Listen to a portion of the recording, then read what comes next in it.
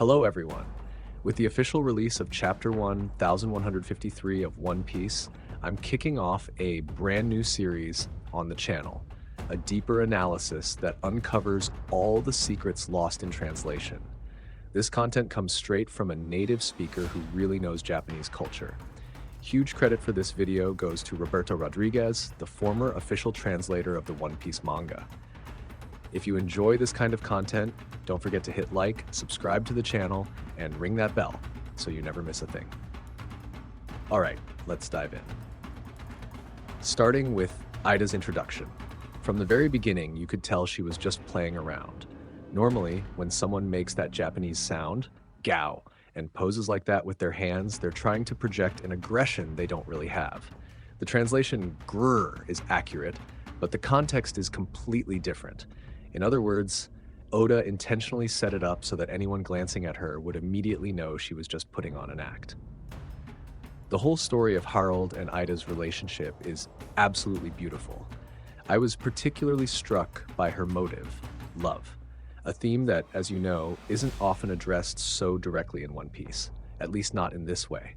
Even within a single chapter, you can see, not just through Harold's actions, but through his words, how Ida's arrival completely transformed his life. Harold's first lines read like slang, a very mocking tone for someone in the position of king. But after meeting Ida, he speaks in a far more formal, regal manner. Notice too that he uses the term human race tribe, a phrase he hadn't used in the chapter until then.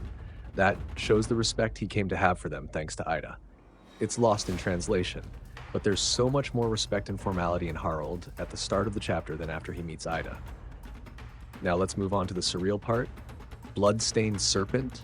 That's the red line, just as we suspected. But I didn't freak out over that, since everyone already knew. What really grabbed my attention was this next line. I couldn't return. Why? That is incredibly important. Do you really understand the geography of the One Piece world? Let's recap. In red is the path Luffy took. He came from East Blue, climbed Reverse Mountain, and entered the Grand Line in the Paradise. Then he crossed the first half, going under Fishman Island, which sits directly beneath Marineford because there's a hole, traversed almost all of the New World, and arrived at Elbaf, where the crew is now. But the other half, as far as we know, there is no hole. You can't pass through, which means you can't return to East Blue the same way. Unless you have Germatech, climb it by hand like Kuma, or some other method I'll discuss shortly. See, Reverse Mountain is a one-way street. You can't take it again. That's why, to become Pirate King, it's not enough just to claim the One Piece, you have to sail around the world. But how on earth is that even possible? Apparently it's not, which is why Ida couldn't return to her homeland in South Blue. In yellow is probably the route Ida took. We don't know exactly where the island where Harold found her, the Bant Kingdom, is located, but it's likely around here. Is that it? No.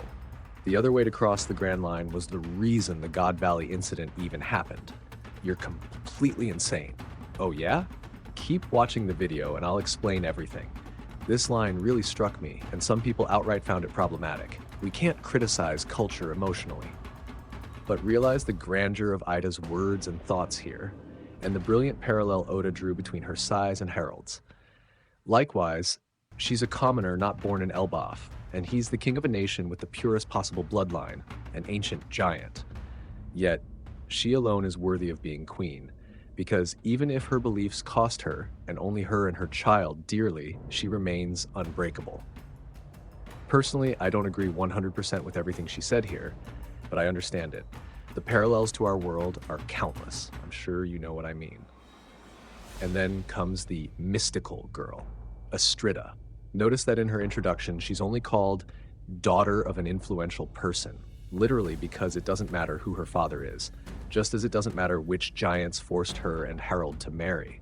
It's not explicitly stated that she also has ancient giant blood, only that she has ancestral blood, but it's very likely, since Hajruddin was born mixed because his mother didn't have pure blood. Loki, on the other hand, is clearly an ancient giant. I'm sure you all went crazy over the wind and earth jutsu. Do you think Oda will develop that more deeply? After I read the chapter, I saw people drawing parallels to feng shui and other mystical stuff. But I don't really get that, and I don't think I'm the best person to comment. But what about you? What do you think? Drop a comment. Sai going east, where Ida is, must carry some mystical reference, but again, I'm not versed in that. It was mentioned that Asura, pronounced Ashura, is a nod to Sleipnir, the gigantic horse of Norse mythology. What Oda did here was, as always, mix mythologies. Ashura is this entity right here. They're like demigods or titans who constantly clash with the devas, gods, in Hinduism and Buddhism, though there are differences. Go study that. Zoro even has an attack referencing them. You know which one. Is this Wano or am I losing it? And now, one of the craziest parts of this chapter, the North Star.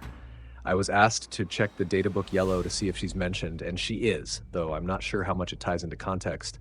And now, only now can I explain the second way to cross the red line. You've totally lost it. All right, keep watching. I'm going deeper. The first thing you think of in One Piece when you read that term is Logtown. Log comes from logos, meaning story. That same root appears in the English words prologue and epilogue, beginning and end. That's why Logtown is nicknamed the beginning and end of the Pirate King's journey and story. But that's not all. Obviously, Logtown sits in an archipelago, and do you know its name? North Star. But wait, Logtown isn't at a pole. How on earth is that possible? Aha, there's only one way that makes sense. If in the past Logtown didn't sit here, but at the pole. How? Because something probably happened that shifted the Earth's axis and affected not only the world's climate, but the animals that inhabit it. Like this lady, whales navigate using the Earth's magnetism. And this guy who shouldn't be pointing south, but instead points north. And if you think that's too wild, Oda himself sketched this in his drafts. You might say, okay, fine, but we know Roger managed to do it. How is that possible? Ah, now you're asking the right question. For that, we need to check the One Piece timeline. I'll drop a link with the entire timeline, but if you want, I can cover it all in a few videos. Let me know in the comments. Back to the analysis. 38 years ago, the God Valley incident happened, but that's just for reference. We need to go back 1 year in time. Yes, because 1 year before something as important as God Valley occurred, Roger and his crew reached Loadstar. Notice, however, that Roger's crew is described here as the first to arrive at Loadstar, the island at the end of the log pose, but it was never stated they were the only ones. And do you know why that matters? Because in Chapter 1, 1096, Roger himself says this. Wait, 1 year? He's talking about Loadstar. That means the Rock's crew also got there. But hold on, they arrived at Loadstar, learned about Laugh-Tale, but didn't reach it directly. No. And that's exactly why they went to God Valley, because Ginny leaked info about two extremely important Akuma no Mi, the ones belonging to Kaido and Kuma. Those two are unique in the world of One Piece, not just for their outrageously broken power, but for one unique ability, transportation. Don't remember? Let me refresh your memory. See how unbelievably important this is? The Rock's crew was full of devil fruit users, just like Teach's. But Roger's crew had none, except Buggy's, and he'd only had his fruit for 1 year at God Valley. Why? Because Roger probably knew he'd have to swim, just like Shanks did, which is why he didn't eat Luffy's devil fruit. He himself is the first character to say that. And now, the final touch. Remember Loadstar and the North Star? This is how it's written in Japanese. The kanji Shisensin mean pilot star, or the star that points the way or course for a ship. It's a pun with Bekising, which literally means North Star. But there's a secret here. It's in the katakana indicating pronunciation. Notice I didn't use the last kanji, shima or tu, which means island. That was on purpose. If you look, the kana are only above the first 3 kanji and not the last one. So we need to swap that kanji for the kana. Tu for to. And then the island's name becomes Loadstar. Even Google Translate knows what that is. Road start. The beginning of the journey. But wait, Loadstar is the last island, not the first. That only holds if the Earth's tilt axis were correct, but it's not. Clearly it isn't. That means that the routes we know for reaching Loadstar is the last island on the map, not Laugh-Tale. Don't confuse them. Laugh-Tale isn't on any map since no one knows how to get there. Shouldn't look like this, but like this. The beginning of the journey is the same. The end are multiple adventures and destinations, and without the red line in the way. That's why it has to fall, and that's why the giants said what they did. And only now does it all make sense. A perfect circle. Ichiro Oda's genius knows no limits.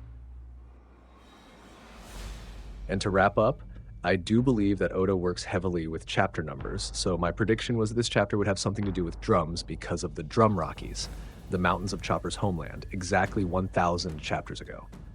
However, my thinking was wrong.